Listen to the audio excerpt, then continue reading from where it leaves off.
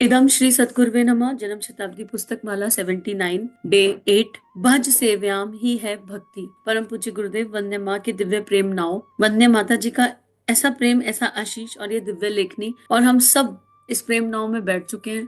और इस प्रेम नाव के जो खिलौने हैं वो बड़े दिव्य हैं, वो बहुत डिवाइन खिलौने हैं।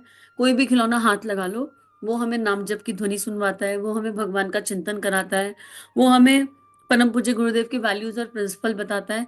क्योंकि इसमें सारी किताबें, सारे ऋषि और सारे संतों ने अपनी एनर्जी बॉल्स डाली हुई है, और भव सागर की ओर देखने की आवश्यकता ही नहीं है। इस नाव में बैठ गए और भव सागर देख भी लिया तो उससे घबराने की आवश्यकता नहीं है, क्योंकि समुद्र में तो लहरें आएंगी और आती ही रहेंगी, कितनी भी आ जाए। तो हम अब उन लहरों से पार निकल सकते हैं। 79 बुक पर अब हम है, और सोचिए कि कितना दिव्य चिंतन, कितना श्रेष्ठ चिंतन परम पूज्य गुरुदेव हमें यहाँ ले आए।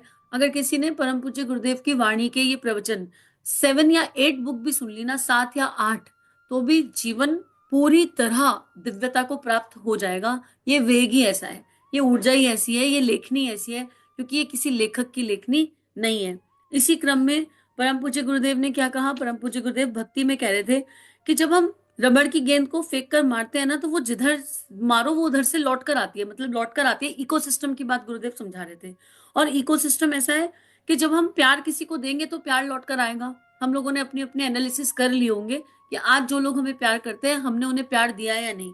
अब संसारिक प्यार जो है वो डिपेंड करता है मान सम्मान पर, गिफ्टिंग पर, या किसने किसको क्या दिया, किसने किससे क्या लिया, स्वार्थ पर। लेकिन जब ईश्वर से प्यार की बात आती है, जब भगवान से प्रेम की बात आती है, तो उसमें संसारिक कोई चीज काम नहीं आ सकती। हम भले ही कह दें कि भगवान जी आप हमारा ये काम कर दो, हम 1.25 मन लड्डू चढ़ाएंगे, या भगवान जी आप हमारा वो काम कर दो, हम इतना अनुष्ठान करेंगे, या हम इतना जब इस चीज के लिए कर रहे हैं। भगवान से कोई बिजनेस डील नहीं करी जाती। मोस्टली भगवान को हम इसलिए मान रहे हैं, इसलिए भक्ति प्रकट ही नहीं होती कि हम जितने भी जप तप अनुष्ठान कर रहे हैं उनके पीछे कोई ना कोई कामना है। और भक्ति कामना नहीं है, भक्ति भावना है। कामना और भावना में अंतर है। कामना काम से जन्म लेती है, वासना से जन्म लेती है, इनर चाइल्ड नीचे के चक्रों से जन्म लेती है, वृत्तियों से जन्म लेती है। कौन सी वृत्तियां? जो हमें भौतिकता की ओर ले जाती हैं, जो हमें टेम्परेरी की ओर ले जाती हैं। और भावना, भावना बड़ी दिव्य होती है। भावना हृदय से जन्म लेती है, अंतस से जन्म लेती है, जहां 3 शरीर पार निकल जाते हैं, 3 गुण पार चले जाते हैं, वहां से। भावना दैहिक और दैविक दो तरह की हो सकती है। दैहिक भावना तो अच्छी और बुरी हो सकती है। दैहिक भावना में तो ऐसा भी हो जाएगा, गुस्सा आ गया, गाली गलौज कर दी, मन उदास हो गया, ईर्ष्या आ गई। लेकिन दैविक भावना, दैविक भावना केवल प्रेम और मोहब्बत की होती है। और प्रेम, प्रेम के आगे फिर करुणा, संवेदना, कर गुजरने की चाह, मर मिटने की चाह। हम जिससे प्रेम करते हैं उस पर मर मिटने को तैयार होते हैं। तभी तो इतने सारे गाने बन गए। तेरे प्यार में चांद तारे तोड़ लाऊं, कोई तोड़ के ला सकता है चांद तारे? लेकिन चांद तारे तोड़ के लाने की बात करी गई है ना। तो भक्त का जीवन ऐसे ही होता है, जिससे भक्त अपने इष्ट से जब उसको समर्पण कर देता है, जब उसको ईश्वर से प्रेम हो जाता है। शुरू में ये प्रेम शायद उस स्तर पे ना होता हो, भगवान के प्रेम से प्रेम हुआ और प्रेम होता चला गया, होता चला गया। लेकिन एक बार जब ये प्रेम का आनंद मिल जाता है, जब ये प्रेम का रस मिल जाता है, तो फिर संसार सुहाता नहीं है, भौतिकता सुहाती नहीं है। फिर हर काम ईश्वरीय हो जाता है। भक्त सारे काम करता है, सारी जिम्मेदारियां निभाता है, सब कुछ करता है, लेकिन वो सब कुछ ईश्वर के लिए कर रहा है। एक कहानी बड़ी प्यारी सी सुनाती हूँ, इसमें मुझे बहुत हृदय को स्पर्श करती है। एक वृंदावन के फकीर बाबा थे। हर समय बस कृष्ण कृष्ण कृष्ण, और अपनी फकीरगिरी में मस्त। फकीर मतलब कौन होता है? जो संग्रह नहीं करता, जिनको अपने अगले दिन का नहीं पता होता कि हमारे पास अगले दिन का क्या, अगले समय का नहीं पता होता। भिकारी नहीं होते फकीर, भिकारी से रिलेट मत करिएगा। फकीर बड़ी उच्चतम अवस्था होती है, ठीक है। जो जो हवा फाँक लेते हैं, जिन्हें खाने पीने की भी परवाह नहीं होती, और जो चलते रहते हैं मस्त मौला, टिकते भी नहीं है कहीं, एक जगह रुकते नहीं है, चलते रहते हैं चलते रहते हैं। तो वृंदावन में एक फकीर थे, चल रहे थे, मस्त चल रहे थे, अपने भगवान का नाम लेके चल रहे थे। अब ये लोग मस्त मौला चलते हैं और उनको कोई वो भी नहीं होता। तो उन्होंने, फकीर बाबा ने एक जगह एक हलवाई की दुकान देखी, उस पर जलेबी दिखी, और उन्होंने जलेबी देखी, उनका जलेबी खाने का मन कराया। तो ये फकीर का मन नहीं था, ये भगवान की व्यवस्था है, भगवान इच्छा बन के प्रकट हो जाता है। उन्होंने उससे कहा उससे जलेबी दे दे। और सब जानते हैं फकीरों को, वृंदावन जैसी जगह पर जहाँ भगवान श्री कृष्ण ने इतना निवास किया, वहां ये सब जानते हैं। तो उन्होंने बड़े प्यार से, मतलब इसको सम्मान माना जाता है कि किसी ने हमसे मांग लिया किसी फकीर ने हमसे कुछ मांगा, ये दुकानदार की लॉटरी लगी वाली एनर्जी है। वो जलेबी खा रहे थे और आकाश में देख रहे थे मस्त दूध जलेबी, और भगवान को थैंक यू या जो भी भगवान से संवाद कर रहे थे, मुस्कुरा रहे थे, अश्रु बह रहे थे।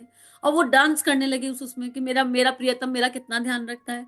डांस करते करते आगे एक गड्ढा पड़ा, उस गड्ढे में कीचड़ थी, वो डांस करते रहे और वो कीचड़ छप छप छप छप, और वो जो है जब वो डांस कर रहे थे और कीचड़ थी, तो बाजू से एक न्यूली मैरिड कपल आ रहा था, वो कीचड़ सारी की सारी उड़कर वो जो है, जो न्यूली मैरिड कपल में जो फीमेल एनर्जी थी, जो फीमेल थी, उनके ऊपर जाके गिर जाती है। इस बात पर हस्बैंड को बहुत गुस्सा आ जाता है, अभी नई नई शादी हुई है, फकीर को पता ही नहीं कि उनसे क्या हुआ, वो तो लॉस्ट थे, वो चलते चले गए, उनके खुद के ऊपर बहुत कीचड़ लगी थी, उन्हें कोई लेना देना नहीं था। वो थोड़ी देर आगे गए तो वो हस्बैंड वाइफ में जो हस्बैंड था वो पीछे पीछे भाग रहा था उनके, उनको पता नहीं था, दौड़ता हुआ आया फकीर के पीछे से, फकीर की गर्दन पकड़ी और फकीर को एक चमाटा मार दिया बहुत जोर से। तो फकीर फिर मुस्कुराने लगे, फिर मुस्कुराते हुए ऊपर जाने लगे, चाटा खा लिया, उनसे क्षमा मांग ली, लेकिन उसको और गुस्सा आ गया, बोला तुमको समझ नहीं आ रहा, पर फकीर ने कुछ नहीं कहा, बात आई गई हो गई। पांच आगे चले फकीर, आगे चले थोड़े से, 10 मिनट बाद लोगों की भीड़ इकट्ठी हो गई फकीर के पास, और बोले आप तो फकीर हैं, आप किसी को बददुआ दे सकते हैं, आप ऐसा कैसे कर सकते हैं, आपने क्या किया। फकीर को समझ ही नहीं आया, बोला मैंने क्या किया, मैं तो अपने इष्ट का चिंतन कर रहा हूँ, अपने परवरदिगार का चिंतन कर रहा हूँ, वो जो दे दे वो स्वीकार है। पहले मुझे दूध जलेबी दी, मैंने वो भी प्यार से खाई, फिर मुझे एक प्यार बड़ा थप्पड़ दिया, मैंने वो भी प्यार से खा लिया, तो मुझे तो कोई अंतर नहीं। बोले जिसने आपको थप्पड़ मारा, आपने उसको बददुआ दी, उसकी बीवी स्टेयर से नीचे गिर गई है अपने घर की छत पे चढ़ लेते हुए, और उसके सिर में बहुत चोट लग गई, आपकी वजह से ऐसा हुआ। फकीर मुस्कुराकर बोले कि एक बात बताओ, मुझसे कौन प्यार करता है, क्या तुम में से कोई या मुझसे प्यार करता है। सब लोग एक दूसरे की शक्ल देखने लगे, बोले मुझसे वो परवरदिगार बहुत प्यार करता है। तो सब लोग हंसने लगे कि हाँ करता होगा भाई, कह रहा है। बोले वो इंसान अपनी बीवी से बहुत प्यार करता था, बोले करता था। बोले उसकी बीवी के कपड़ों पर चार छींट आई, उससे बर्दाश्त नहीं हुई, और उसने आके मुझे एक थप्पड़ रसीद कर दिया। तो सबने कहा हाँ कर दिया। बोले वो अपनी बीवी से प्यार करता था, कपड़ों पर आई छींट बर्दाश्त नहीं हुई और उसने मुझे थप्पड़ मार दिया, लेकिन जो परमात्मा मुझे बहुत प्यार करता है, मुझे थप्पड़ मारा, तो क्या वो परमात्मा स्वीकार कर पाएगा, उसे बर्दाश्त हो पाएगा। जब तुम दैहिक रिश्तों में एक दूसरे से इतना प्रेम करके कलेश करते हो, तो कर्म का फल तो संग संग लौट के आएगा। तो फकीर को मारा था तो कर्म हो, अगर उसका कर्म बना तो फल साथ में लौट के आ गया। लेकिन जब दैहिक रिश्तों का प्रेम होता है तो ऐसा होता है, तो मेरा परवरदिगार मुझसे बहुत प्यार करता है, हो सकता है मेरे गाल पर जो पड़ा हो वो उसके हृदय पर जाकर पड़ गया हो, उससे बर्दाश्त नहीं हुआ हो कि जिससे जो मुझे इतना प्रेम करता है, जिससे मैं उतना प्रेम करता हूँ, उसने मुझे मारा। अब इस कहानी को कैसे भी ले सकते हो, लेकिन बहुत एक दिव्य रस, एक दिव्य आनंद और बहुत बड़ी सीख इस कहानी में छुपी हुई है। भक्ति का दिव्य तत्व दर्शन इस कहानी में छुपा हुआ है। भक्त को ना प्रतिकार करने की आवश्यकता पड़ती, ना प्रतिरोध, वो खुद से कुछ करता ही नहीं, क्योंकि कोई है जो उसका ध्यान रख रहा है। उसको ना गुस्सा आता, ना उसको उलझन होती, और जो हो रहा है ना वो सब जी लेता है। जलेबी मांगने का मन किया तो मांग ली, कीचड़ में खड़े होने का मन किया तो कर लिया, डांस करने का मन किया तो कर लिया, जो आ रहा है, जो भी भाव आ रहा है, उसे पता ही नहीं होता कि मेरे अंदर से कौन कौन से भाव जन्म रहे हैं, क्योंकि भक्त के भीतर का हर भाव भगवान है। भक्त के भीतर का हर विचार उसका इष्ट होता है। इसलिए कभी किसी की भक्ति पर संशय नहीं करना। हम आवरण से समझ नहीं सकते कि अंतःकरण में क्या है। ठाकुर रामकृष्ण परमहंस ने इस चीज को ऐसे समझाया कि ठाकुर के 16 डिसिपल थे, उनमें एक डिसिपल का भक्ति भाव बहुत प्रबल था, तो वो भक्ति भाव के चक्कर में वो सुबह उठ के 3-4 बजे उठकर ध्यान करने वाली आत्मा नहीं थी। भक्ति के जो यम नियम होते हैं ना वो डिफरेंट होते हैं। अष्टांग योग भक्ति में भी है, ज्ञान में भी है, पर भक्ति का अष्टांग योग बड़ा दिव्य है, बड़ा निराला है। उस अष्टांग योग को फिर किसी दिन बात करेंगे, उस पर बड़ा वो अलग है भक्ति का अष्टांग योग। तो स्वामी विवेकानंद जो है रोज देखते थे, और विवेकानंद जी बहुत डिसिप्लिन थे, बहुत ही डिसिप्लिन, और उनकी जिम्मेदारी थी कि बाकी सारे डिसिप्लिन में डिसिप्लिन की एनर्जी को डाला जाए।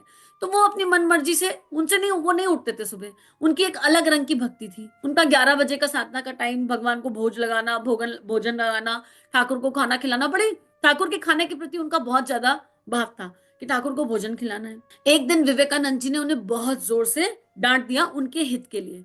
वो डांटने के बाद उनके अंदर इतनी ज्यादा उनकी जो विवेकानंद जैसी चेतना ने डांटा, तो उनको और वो हो गया, हर्ट नहीं हुआ, उनको लगा मुझसे कुछ गलत हो रहा है, गलत हो रहा है।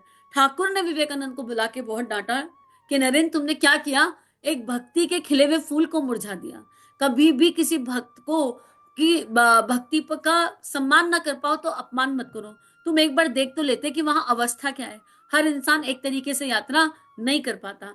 तो अगर आपके जीवन में आप किसी को ऐसा देखते हैं कि कोई भक्त है और आपके मन में ये भाव आ गया भक्त है, तो उनके आवरण पर जो कर्म वो कर रहे हैं उन पर प्रश्न चिन्ह मत लगाइए, धारणा मत कीजिए। भक्त के बारे में कुछ कहना, भक्त के बारे में कोई धारणा करना, भक्त के बारे में अपशब्द कहना, भक्त तो संत हृदय होता है, वो कुछ नहीं कहेगा, सन्यासी जैसा होता है। लेकिन कोई है जो भक्त से बहुत प्रेम करता है, कोई है जो भक्त को हर क्षण देख रहा है, तो उस कोई के क्रोध का या कर्म का फल उस कोई का तुरंत आ सकता है। तो इसलिए बड़ी दिव्य यात्रा है और इसलिए संतों के, ऋषियों के जीवन से मात्र सीखना चाहिए, भक्तों के जीवन से मात्र सीखना चाहिए। रावण भी भक्त थे, अनन्य, हमें कोई अधिकार नहीं है इसलिए रावण के ऊपर प्रश्न लगाने का। रावण का मूल क्या है? श्री हरि के दरबारी हैं, इतना। और प्रेम भक्ति की ऊर्जा कितनी दिव्य है कि उनसे नारायण ने कहा, भाई 3 जन्म का वियोग या 7 जन्म का वियोग? रावण बोले मतलब ये कि अगर असुर योनि में जाएगा तो 3 जन्म का वियोग प्राप्त मिलेगा, मेरे हाथों मृत्यु प्राप्त करके मुझ तक लौट आएगा। लेकिन अगर सतोगुण योनि में जाएगा तो 7 जन्म मुझसे दूर रहना पड़ेगा। उनने ऊपर कह दिया, मुझे असुर योनि मंजूर है, मैं 3 जन्म, मैं नहीं 7 जन्म का वियोग ले सकता, मेरी बस की नहीं आपसे दूर रहना। मुझे असुर योनि मंजूर है, मुझे लोगों के जीवन, मुझे बदनाम होना मंजूर है। रावण हुए या हिरण्यकश्यप हुए, बदनाम तो हुए ही। कितना ज्यादा हम अपने बच्चों का नाम रावण रख लेंगे क्या? आज भी रावण का पुतला जगा रहे हैं, कितना कैसे जगाते हैं।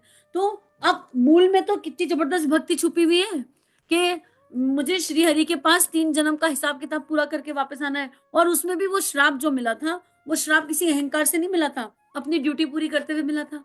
तो और काम तो भगवान के ही आए, अवतार हुए, और अवतार जितने भी बार अवतार हुए, भाई रावण और राम, रावण है तभी तो राम है। राम की वैल्यू क्यों है? कहीं ना कहीं रावण के कारण है। अगर भक्तों के कारण है तो हमें किसी भी भक्त के बारे में कोई बात नहीं करनी चाहिए। हम नहीं समझ पाएंगे, हम लोग अभी दैहिक बुद्धि के छोटे छोटे से बालक हैं, भगवान के, ईश्वर के। और परम पूज्य गुरुदेव ने तो ये कहा कि तुम बुराई ढूंढने चलोगे ना बेटा, तो तुम मुझ में भी बुराई ढूंढ लोगे, इसलिए किसी की बुराई देखो ही मत। तो जब भी भक्तों की बात आती है, उनके जीवन से मात्र सीखने की आवश्यकता है, और जो दोगे वो लौट कर आएगा। तो एक प्रेम की ऊर्जा सर्वत्र देने की आवश्यकता है, और वो प्रेम देते जाओ देते जाओ देते जाओ, लौट के क्या आएगा इसके बारे में विचार ही मत करो। कहीं देते देते ये भाव आ गया ना कि अरे यार, इस आत्मा को इतना तो प्यार दे दिया, इनको समझ ही नहीं आ रहा, कितना ही कुछ कर लो इनके लिए, इन्हें समझ ही नहीं आता, इसका मतलब पहली बार जो दिया था वो भी अकारण नहीं दिया था, वो भी कारण से दिया गया था। तो आज का स्वाध्याय यहीं पर भगवान के श्री चरणों में अर्पित समर्पित करते हैं, और भक्तों के जीवन से सीखते हैं, भक्तों के चरित्र से सीखते हैं। जब मौका लगे भक्तों को पढ़ लिया करो, सुन लिया करो, चाहे ध्रुव हो चाहे प्रहलाद हो।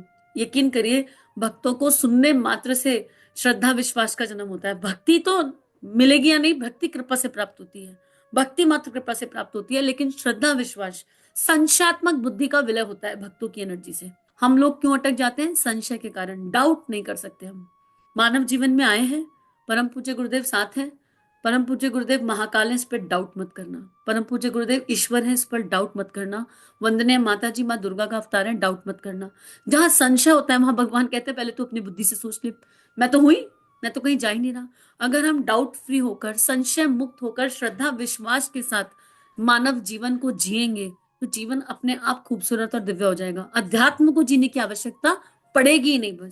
बस मानव जीवन, मानवता को जी लो, अपने आप सब कुछ सही होता चला जाएगा। ऑटोमेटिकली हर चीज अपने गंतव्य को पहुंच जाएगी, जो जब जैसा होना है वैसा हो जाएगा। इसी के साथ सभी अपना ध्यान रखिए। इदम श्री सद्गुरुवे नमः। इन भावनाओं को विश्वव्यापी बनाने के लिए आपको आभार। सभी को प्रणाम। श्री प्रिया काउंसलिंग चैनल और देव परिवार चैनल पर जो वीडियोस आपको मिल रहे हैं, अगर ये आपके जीवन को बदल रहे हैं तो ये केवल गुरु कृपा है। आइए इस गुरु कृपा को विश्वव्यापी बनाएं। जो भी लिंक आप सुनते हैं, आपको जो भी लिंक अच्छे लगते हैं, उनको अपने व्हाट्सएप स्टेटस, फेसबुक स्टेटस, सारे सोशल नेटवर्किंग साइट्स पर लगाइए। इस टेक्नोलॉजी के माध्यम से आइए ऋषियों की, संतों की लेखनी को विश्वव्यापी बनाते हैं। जय हिंद, जय भारत। इदम श्री सद्गुरुवे नमः।